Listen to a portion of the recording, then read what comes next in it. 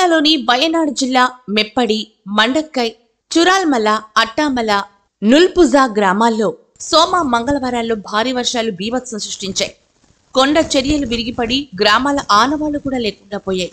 వందల ఇళ్లు నేలమట్టమయ్యాయి. వందల మంది బురద మట్టిలో కూరుకుపోయారు. వారిలో 143 మంది మృతదేహాలను ఇప్పటిదాకా అధికారులు వెలికితీశారు. గాయపడిన సుమారు 200 మందిని ఆస్పత్రులకు తరలించారు. మరో 100 మంది వరకు ఆచూకీ తెలియడం లేదు.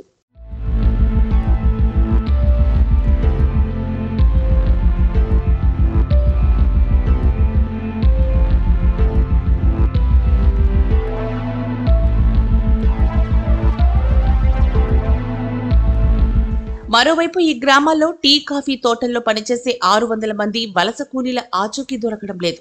అనేక మంది శిథిలాల కింద చిక్కుకొని ఆర్తనాదాలు చేస్తున్నారు. వీరిని కాపాడేందుకు సహాయక బృందాలు శ్రమిస్తున్నాయి. ఆర్మీ, ఎన్డీఆర్ఎఫ్ సాయంతో సహాయక చర్యలు కొనసాగుతున్నాయి. తాళ సాయంతో వరదల్లో చిక్కుకున్న వారిని సురక్షిత ప్రాంతాలకు తరలిస్తున్నారు. వాయనాడ్ విపత్తు నేపథ్యంలో కేరళ ప్రభుత్వం 2 రోజులు సంతాప దినాలుగా ప్రకటించింది.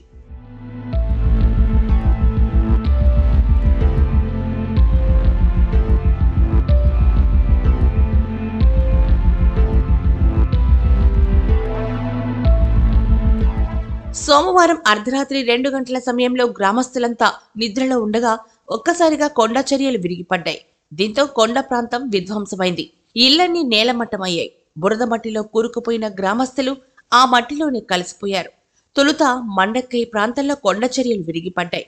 సమాచారం అందుకున్న సహాయక సిబ్బంది వెంటనే అక్కడకు వెళ్లి సహాయక చర్యలు చేపట్టారు.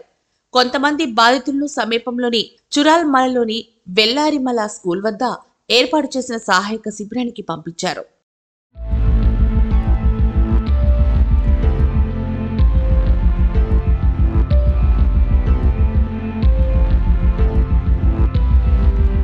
మంగళవారం తెల్లవారుజామున 4 గంటల 10 నిమిషాలకు వెల్లారిమల స్కూల్ సమీపంలో మరోసారి కొండ చర్యలు విరిగిపడ్డాయి. దీంతో శిబిరంతో సహా చుట్టుపక్కల ఇళ్లు, దుకాణాలు బురదలో కూరుకుపోయాయి.